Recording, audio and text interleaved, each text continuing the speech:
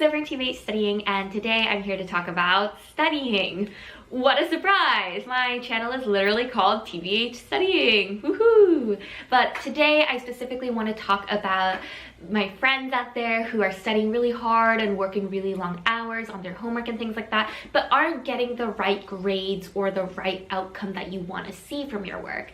And this is totally relatable. My freshman year, I used to study like 10, 12 hours a day and try really hard, but I wouldn't get perfect A's in all my classes, and that would really stress me out.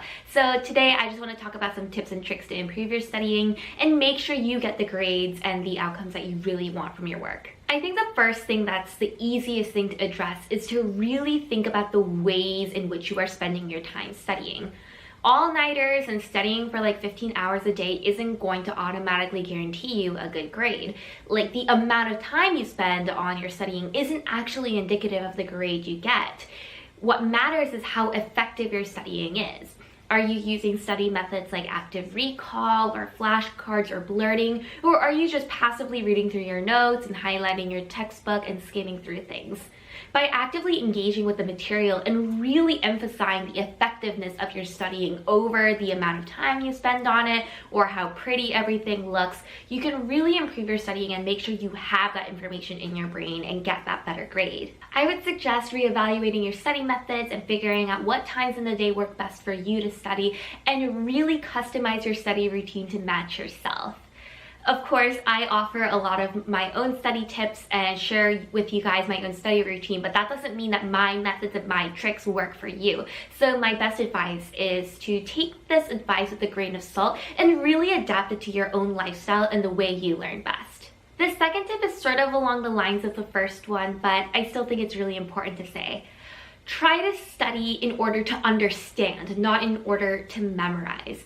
Even though memorization is useful for studying, especially when it comes to like vocabulary or grammar rules for learning languages, I find that in most cases, rote memorization isn't actually yielding a better understanding of the subject.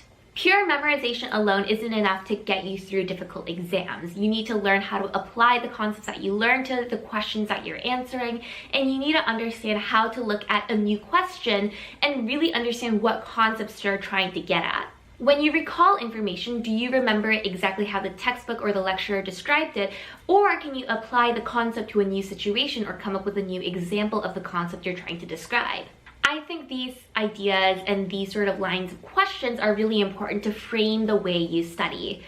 Focus on how the topics connect to each other and how concepts line up in the big picture of things, and make sure you really understand how the topics intersect with each other, what the big picture looks like, and what the entire subject is really about, rather than just memorizing the textbook chapters and memorizing whatever your lecturer says in class.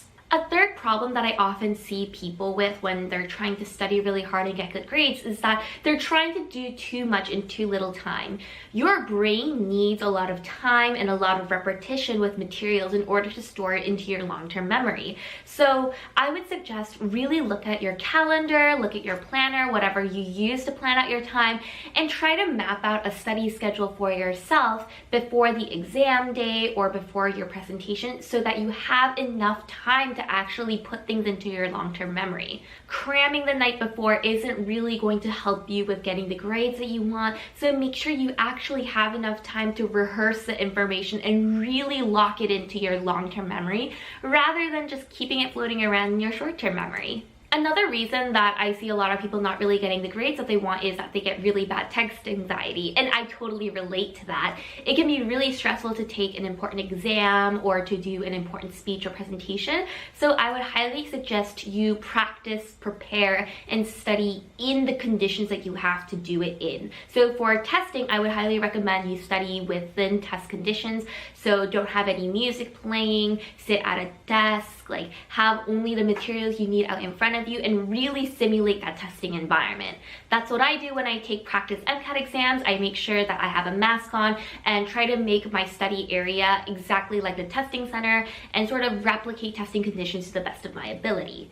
When it comes to presentations, really practice and rehearse in the place that you're going to present so you don't have to fiddle around with the projector, sharing screen, or fumbling over your words. So preparing with these conditions in mind can sort of help that test anxiety. And I also find that breathing techniques really help me when I get anxious.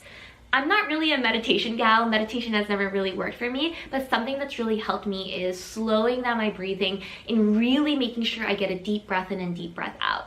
A tip one of my therapists told me in regards to breathing is to breathe in through one nostril and to breathe out through the other, because this sort of helps regulate your breathing and make sure you concentrate on yourself and loosening up your body. So even if meditation doesn't work for you and if this sounds like kind of woo-woo, I would highly recommend you try at least 1 or 2 breathing tricks out before you go into the testing environment. And finally, I think one important thing to really keep in mind is to go into the test or the project with a positive attitude. Again, this sounds like very woo-woo hippie stuff, but I promise you, the positive attitude that you come in with really sets you up for success. By visualizing yourself succeeding and by visualizing yourself in a more positive headspace can improve the way you think and can improve your performance on the test, in the class, wherever it may be. So I hope these tips help in terms of helping you get back on track with your studying and really focusing in on what you need to work on. So thank you so much for watching. If you'd like to support my content creation and get access to Patreon exclusive content, please take a look at my Patreon down below. Of course, no pressure to subscribe if you don't have the cash right now, but I would really appreciate it if you did. Subscribe and hit the bell to get a notification every time I post a video, which is every week or every other week on Wednesdays at 10 a.m. So thank you so much for watching. Hope you have a wonderful day, and I will see you in the next video. Bye-bye!